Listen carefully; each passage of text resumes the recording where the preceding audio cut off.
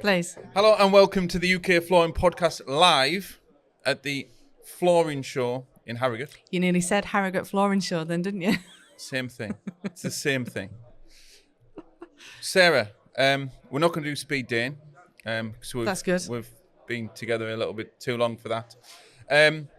What is the biggest wake-up call a flooring professional needs in 25, 26? It's not good enough to keep saying that you're too busy to work on your business. Too busy? Too busy. I'm absolutely sick of hearing the words of I'm too busy.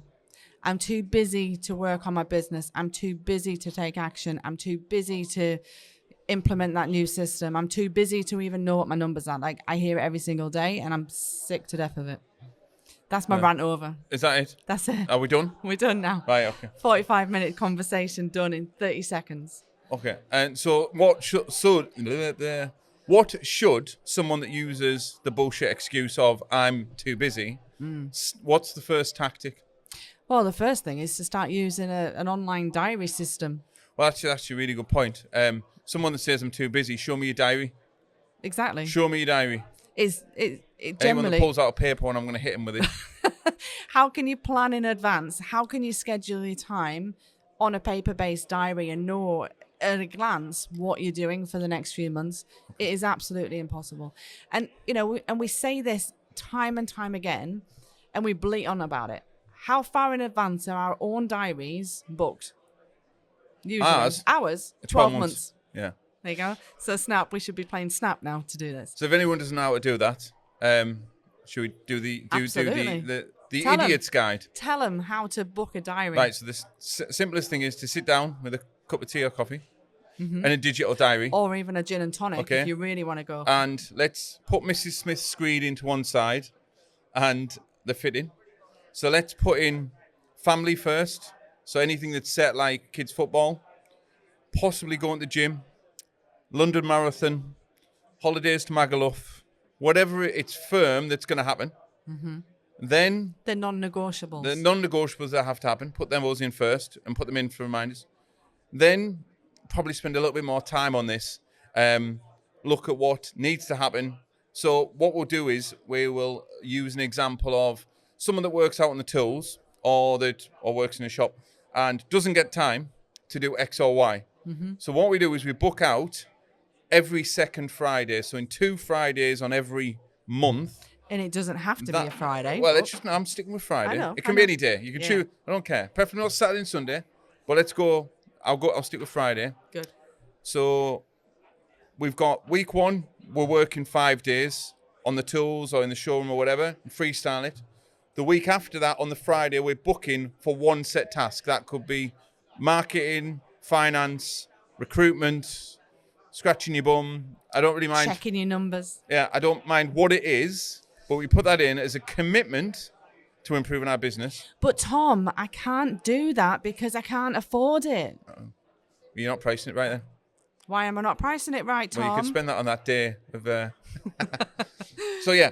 But the key thing with that is exactly as you say. So if you don't know your numbers and you've got to figure out what you need an operating cost to work X amount of days in a month, allocate that day as one of the days that you're not money generating, and therefore your customers that on the Monday to the Thursday are paying for that day off, growing your business. Surprise. It's like witchcraft. And the key thing is make a commitment to your family, make a commitment to yourself. That Friday, or whatever day it is non-negotiable. We've got many of those Fridays in our diary. So Absolutely. Once you've just got that small task done, I think that's where I would start and just let that run. And then what will happen is as that Friday comes round and you get that piece of work done and it becomes normal life and you don't let yourself down, you have got a bit of a cheat code with that. Let's say a job goes wrong, the screen pops, or it's just something. You cannot cancel that day off. You can move it if you wish. Mm-hmm. So let's say you've got a slack Tuesday the week after, you just move it. You never cancel it. It just gets moved. And aside from those admin days that we're talking about, there is another type of day that I also suggest to my clients. Holidays? Well, no, there's two. Well, we're going to come back to holidays as well because, again, Tom, I don't have time to take holidays. I can't afford to take holidays. It's the same thing. Is overrun days. So if you've got a team, usually if there's 2, 3, 4 members of your team, there is always going to be something that goes wrong. There's always going to be some snagging to do, some going back to do. You need a little bit of flexibility in your diary. If you are consistently firefighting every single or day, working at 7 o'clock at night, or you're still working at 7 o'clock at night, or working every Saturday, every Sunday, every day that you've booked, you're not pricing it you're properly. not pricing it properly. You can't be. You've got to have the flexibility in your diary. Otherwise, you just end up being a busy fool. And there's no more fool than a busy one. 100%. Don't like busy films. Don't like busy fools. Come back to the holidays then.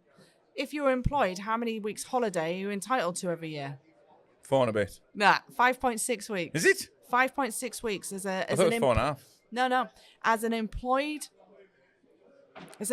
person, you were entitled to the equivalent of 28 days. That is inclusive of bank holidays. How many bank holidays is there in the year? Not a clue. No clue. 8. Usually there is 8. So the equivalent of 4 full weeks plus 8. So that's 5.6 weeks holiday. How many people do we come across that are either business owners or that are installers that actually take 5.6 weeks off a year? Only the ones that work with us. Well, yeah. And actually what's really amazing with that is when you see them taking their full holiday allowance, how much different it makes them. Yeah. Why is a holiday important? I think it's a good time to decompress, slow down, to then take back up and build momentum again.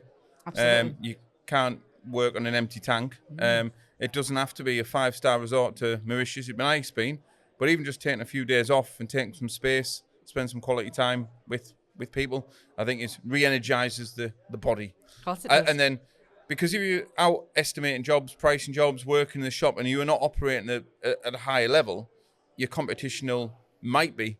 So if you're burnt out and dead, you're not going to make great decisions. You're not going to serve your customer well. So there's lots of impacts. Even though they sound great, they're great for your Facebook and your Instagram. Look at me, I've been to Mauritius.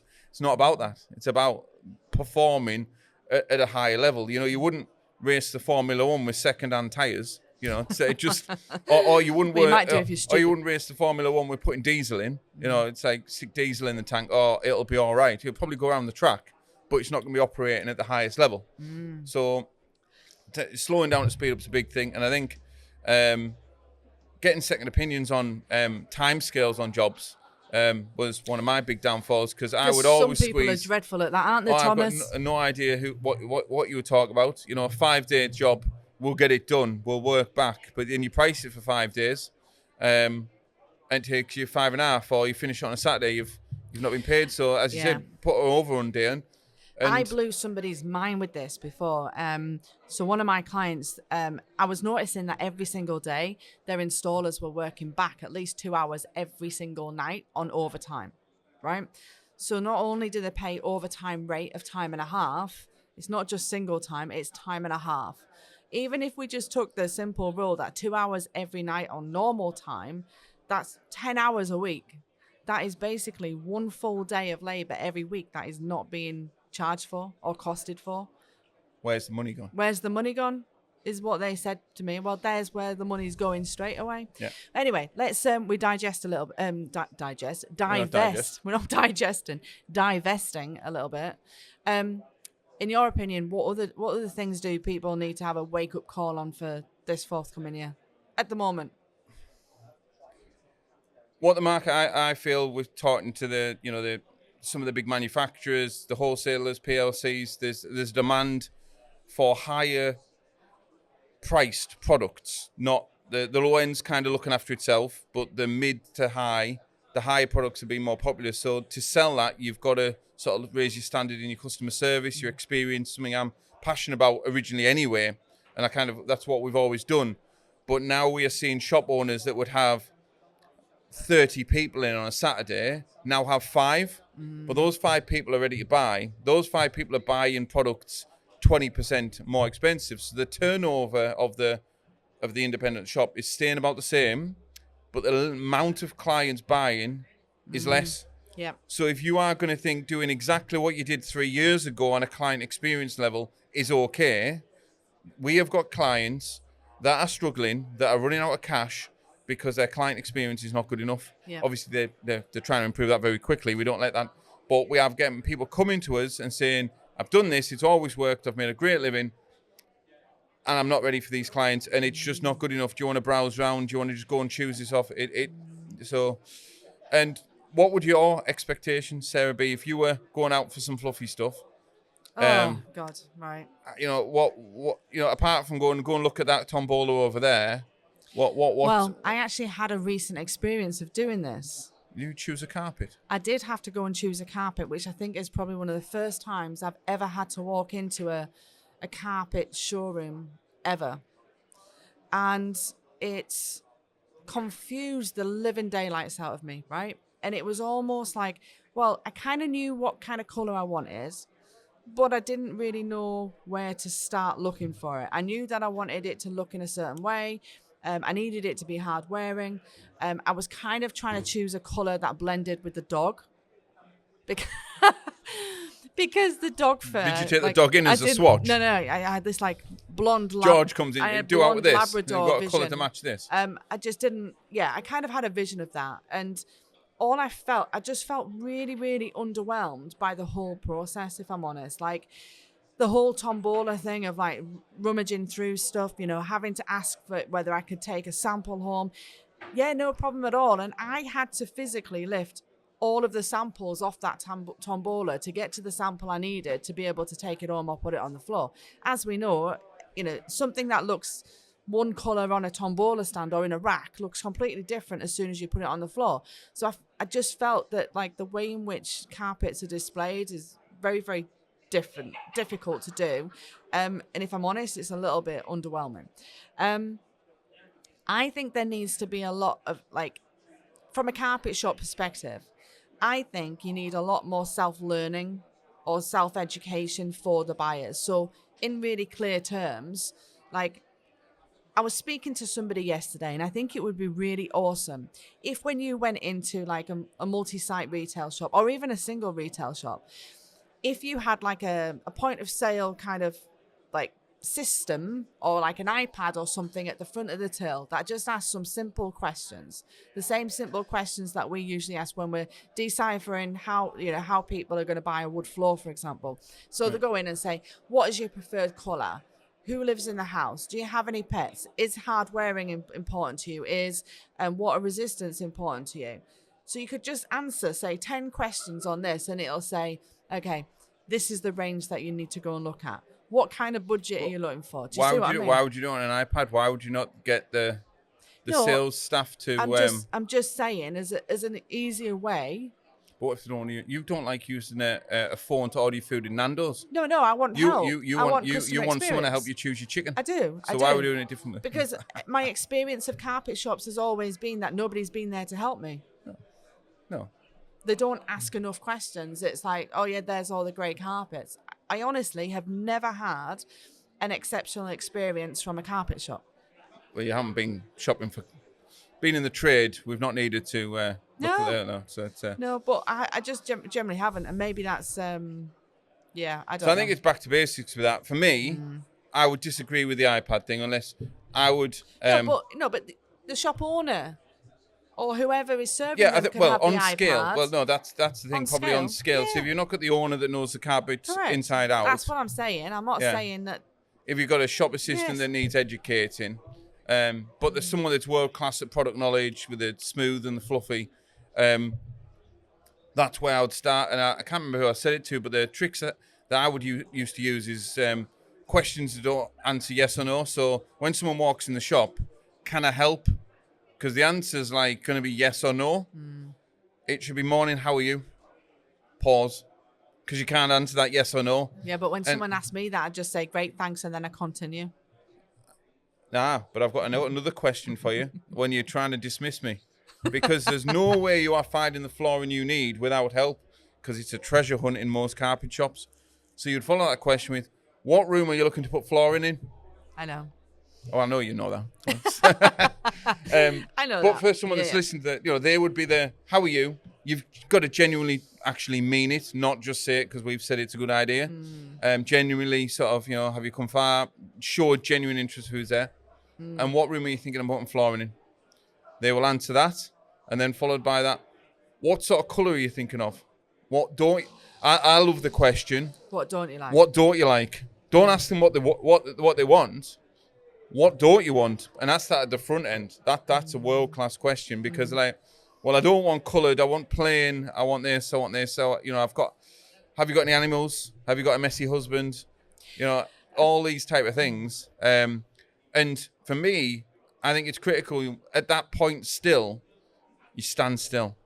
Stand still and talk to the person. Don't say, oh yeah, I'm looking for a carpet. And suddenly they're off down the shop. Follow me on the treasure hunt of carpets. And no. Stand still. Take an interest of what they do. I think actually you've just reminded me as well. The other thing that I think retail in particular has to watch out for now is providing people with too much choice. Stand collectors. Stand collectors, right? Oh, it's a free stand. Oh, well, I'll just have one of those. Spoke about this with Headlam about it. Oh, did you? I think it's a disease. it's a catchable disease in the flooring retail world. Yeah, you but stand collect. Everybody thinks it is only product that sells, right? So everybody is just getting what they can for free and filling that space with as much as they possibly can. More choice of grey. Yeah. From a consumer's perspective, that is just dreadful. Because you cannot expect to have that many product lines on the floor. I mean, I suppose it's It like would be like having 80 steaks in a steak restaurant. Yeah. Well, I want a steak. I mean, yes, you can have sirloin, ribeye, fillet, but you need 16 fillets. Different types of them. No. Yeah, it doesn't make sense to me. I think less is more, and I think less is more is kind of the theme at the moment. But I think the way in which it happens, I mean, we've been in retail. You try and get as much product as you can in because you want the sale, whatever it takes. And how people look at this is that they'll collect the stuff and it'll then probably be put in the back room for somewhere, and then they'll be like, oh, I've got that product, I'll go and get it out in the back room and I've got it there. But if you know your product and you know your suppliers and you know what's available to you, it doesn't matter if you haven't even got it there in the shop right there that then. No. You could always follow it up and actually offer to take it to them personally once it's come in. So I think less is more. Obviously, prime retail space is expensive. I think people need to be looking at inefficiencies, like how much stock they're holding, making sure that they're not overstocked because that's tying up cash flow. Is there ways of being able to, brighten the space, make it easier for flow, easier for self-navigation? Don't leave your roll ends on the floor. Yeah, because the other part of this is what we were referring to before. Footfall in shops is going to drop, so the number of people coming through your doors is going to drop. That inevitably, unfortunately, does mean there might be people within your business that actually are sitting around not having anything to do. You've just reminded me something. So people are going to have to start thinking, can I give my shop people more things to do behind the scenes? How can I delegate? How can I outsource to them? How can I make sure I'm retaining their role within this business in a different capacity? I genuinely think that's what's going to happen. We're going to need less people on that shop floor. And with that, though, there may be times, and I've had this same conversation, if you only have one person in there on a Friday afternoon, guaranteed. We're not working every other Friday, just so you know. All right. Yeah, but a shop would be, because we'd expect a shop to be open on a Friday. Could you close. might do. Could close on a Friday. Close. Right. A Thursday then. You might have one person in there on a Thursday when historically you might have had 3. You're saving costs, you're being more efficient, but then you always have that Thursday afternoon rush and you might have 5 or 6 people in there. That's why I'm saying to you that I think alongside that, people have to be considering how they display their products. How easy is it for somebody to navigate to the right products? How can they actually get that information that they need to without walking out of the store, without either being acknowledged or without actually taking the details down for follow-up? So I've got something. Go on then. which kind of we've already got the customer there, or even if we're just a contractor, that phone ringing. I see so many websites and so much social media without a call to action. And for the uninitiated, a call to action is asking the customer what they need to do. So really, if you're a contractor in a van, what do you want someone to do? Do you want them to email you? Do you want them to ring you? What is that thing? We have websites saying, I'm really good at LVT and this is me fitting and this, and there's no call to action. It's like, well, I've got a contact us page. Yeah, but people are lazy. They're like looking at your portfolio, but there's no link to, book a free estimate, or I don't like that expression, but it's the same principle. And people that spend all this money on stand collecting, and then their website doesn't really clear say, have you been to our showroom? It's world class. Or doesn't have photographs of what to expect when you get to the showroom. It just says we have a showroom. But people want to see pictures. In McDonald's, when you go for a burger, you see a picture of the burger you're going to get. So if you've took pride in your showroom and you haven't got a photograph that's well presented, you're not inspiring people, I must go there. Because people will travel, people will move. And so that's probably another non-negotiable for having a basic website isn't good enough. Having a basic social media, is the address on there and what's the call to action? And repeat. Well, let's talk competition then, because I still think we've got What's that? hang on. I think we've still got another year at least of things being a little bit difficult in the flooring industry, especially for retailers and contractors. Yeah. And I think competition is something that people need to be aware of, right? Aware only. Aware of. They need to be aware of. Not worried. Not worried about, not comparing yourself to your competitors, because the most unique part of your business is you as an individual. And I had that conversation yesterday. What can you do to make sure that you clearly stand out from your competitors? Where is your USP? What is your unique positioning? Mystery shopping. Oh, mystery shopping. That's not a very professional thing to say, but you could send someone in as a secret squirrel if you're going all in, but suppose people do that. I bet your Asda do it. I bet your Tesco do it. Marks and Spencer's do it. I also think, comparison is a thief of all joy. And I think once you get down that rabbit hole of comparing where everybody else is at, what everybody else is doing, what products they have, what pricing they do, there's no uniqueness in that. Nothing that screams, I am here and I am unique to everybody else. I mean, what does that look like? A carpet shop is a carpet shop from a consumer's perspective. Yeah. And so all they're doing is going around going, well, I like this piece of carpet. Can you do it for cheaper? That's kind of what it is. It's just almost like bidding for your customers on eBay. Like you just don't know. You just put yourself out there and hope that they're coming to you. Can't build a business on hope. You can't. But I suspect that there are a lot of flooring owners that have years and years and years of experience under the belt, right? Not only that, but their biggest tool, the biggest thing that they could use right now, in my opinion, is the information, the data that they've held historically. Usually it might just be sitting in a ledger book. It might have been 30 years with a ledger book. A ledger book? Ledger books. What's a ledger book? Ledger books is that CRM and paper format? It is, yeah, basically. No, your ledger books were like the old way of bookkeeping, so it's all done by hand. Yeah, where you don't have zero. I remember CRM. them all in my granddad's yard Absolutely. back in the 80s. Yeah, exactly. Sell a bag of coal, he's like £4.62, and then to the end this of each person. Yeah. So you might have an address, you might have a telephone number, you might have an email address.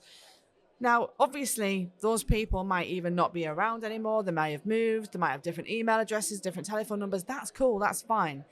But look at the data from the last 5 years. How many customers have you served in that last 5 years? Who do you already know? Why are we not actually marketing to the people that already know, like, and trust us? Like, it's just absolutely mental to me. Like, that we're not using that data as much as what we should be. Like, it's there, it's on a plate for us. They've already bought from us. I mean, it should be a no-brainer for It's them a to lot come cheaper again. to sell to someone you already know, like, and trust than it is a Course it brand is. new customer. Exactly, and we're just putting fancy images out on Instagram, expecting a customer to go, "Oh, look, that's a nice one. I Get my want that wallet one." out. Exactly, it doesn't work like that, does it? It's about relationships. I So- mean, that hang on. That's also the reason why I think next year the other non-negotiable for me that people have to be really kind of aware of is collaboration is really, really critical. There's no more of this. I mean, the competition thing, it's been and gone, right? For me, competition is friendly now, right? Let's talk to our competitors. Let's find out what friendly they're doing. headlocks. Friendly headlock. Give them I think we've got to be working together. We've got to be collaborating together. We've got to be talking together. We've got to find out what each other are doing. What are our unique selling points of each other? I've seen this work really, really well. You might have 2 carpet shops or 2 wood flooring shops, whatever, on the same street or in the same town. They could actually do work for each other. We've got a shrinking pool of labour. Why not share the resources? Like, it's a Well- no-brainer. We've got a plan for this. We have got a plan for this. What is the secret plan? Right. So, I think it's probably, if anyone's interested in having a significantly better year next year, 2026, we are going to run an event that's costing a significant sum of money. I feel a little sick. For the industry to ensure that next year's unbelievable in business.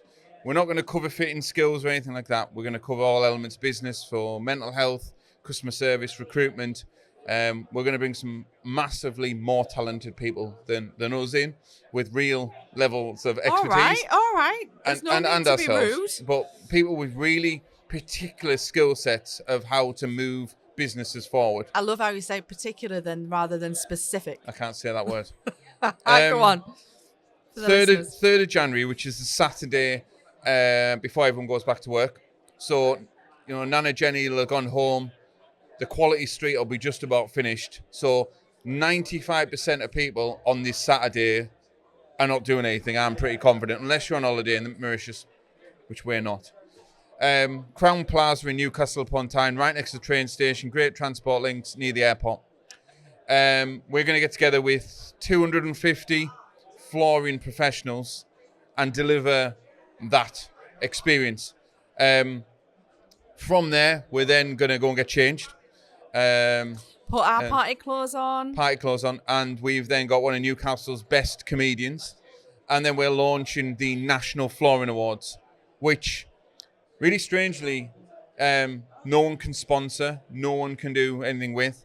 We have got a judging panel that's unbelievable. We've got people that have won Fitter of the Year. We've got the best retailers. We've got the marketing directors from all the heavy hitters. We've got the operations managers. We've got the people that are playing at a different level as judges on each individual category. And me and you are not allowed to do any of the judging. Oh. And also, our headline sponsor that's helping us with the event to run it is also not allowed to enter the awards. The awards. They're there for support. They are there to help the industry grow. That's Headland PLC. So we thank them profusely. I said it. You nearly said it. For their support in this event. So it's a full day of education, 9:30 till Tom, 5. that sounds boring though. Right. It's not boring. For 300 quid, we can feed you, water That's you. better. So you're going to get your lunch, you're going to get your evening meal, you're going to get unlimited tea and coffee. And sweets. And And, then upgraded snacks apparently as well. And then we're going to guarantee you have the best year in business, and it's 300 quid. Anyone that thinks that's not great value, you're the wrong customer. Stick to what you're doing. Don't move forward. Don't move forward. That's what I would suggest. Tickets are going live on the website. They are here at the Flooring Show now, so if people are listening today. But this will be live Thursday. So Wednesday. No, it's going out Thursday. So this will be going live Thursday on the podcast. Yeah, that's what I mean. Yeah, and I thought you meant the tickets. The tickets will be live by that point on the Yes, website. they will. Have I missed anything on that subject? Yes. What? Who is it for?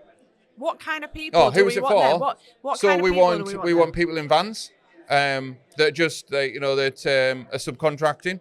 Well, anyone in the flooring industry. We want retailers. We want shop managers. We want anyone that wants to have a better year in business next year. We've already put this to some of our corporate partners that can't sponsor the event. They want to come as well. So there will be some greatly talented. We are going to limit suppliers to only allow one or two of their people to come because we don't want it filled. There is no sales pitch. There's no carpets. That's what I was waiting There's for. no tables to buy from. This is an event for the people within the flooring industry to have the best year yet, hands down. And that's the whole premise of it. So Yeah. we're being really, really strict on who can come, why they're coming, and what they want to get from it. But I think it's also a different way of doing things now as well, because not only is this a celebration, this is about getting people in the room that wouldn't necessarily get in a room together ever. No. It's about uniting the industry. It's about giving everybody a voice. It's putting everybody on an equal playing field. It's sitting next to people that you've never maybe had access to before. And I think that's what this industry needs. Like, do you know what? It's so archaic. It's so boring. It won't be. It won't be, because I want to make it sexy again. I want to make it really sexy to be in this industry. I was, you, you, I was going to sexy time. no, So, but I do. anyway. I think it's really important. We've 3rd of January, Crown of Plaza, Newcastle, 300 quid. You're either in or you're out. We'll fill it with or without you. So it's as simple as that. So yeah, anyone that's listening, we'd love you to really attend. It won't be the last. This is the launch event. We've also got people out of the industry that have got world-class skills. We've got probably Newcastle Northeast best MC type of thing, and I'm not talking like hardcore. We're talking someone that can, help the crowd from. He's also a comedian as well. He's not the booked comedian, but he is also a comedian as well. So he's going to make it. We're not going to sit around with a pen and paper and bore people it's to not tears. Death by PowerPoint. No, it's interactive. It's workshop. We're not going to make you get on the stage. So if you think, I don't want to sit in a room full of people, it's not that type of thing. It's a relaxed, no suit business event that you are there to learn and develop your business. If you're not interested in developing your business, you're not interested in doing better, it's not for you. It really isn't. Go and watch a YouTube video or something like that, or go back down the pub and get pissed up. It's not that either. If you want to do that after the event, it is in the city centre of Newcastle, so feel free to have the last few drinks. We'll be going to bed because we'll be absolutely in a ball. But that's pretty much it. So there's some tactics that if they can't come on the 3rd to give people for next year, but if they're really serious about going forward, 3rd of Jan, let's go. And what I'm saying here as well, because one of the biggest objections I've got from people at the moment is, my wife won't let me go. Childcare. I've got child care issues that time. Well, bring them with you. Not expecting people to come into the room. But the reason we chose that venue in that location was it's on direct train travel. It's 7 miles from airport. It's behind the Centre for Life. Has a swimming pool. It's a swimming pool. It has a spa. It's walking distance to Newcastle. Bring them on a family adventure. Spend the day working on your business. I don't even think it's a valid excuse, anyway. I I genuinely think if someone cannot commit a day's period to have the best year yet in business, they're either delusional, stupid, or got a bigger ego than my head.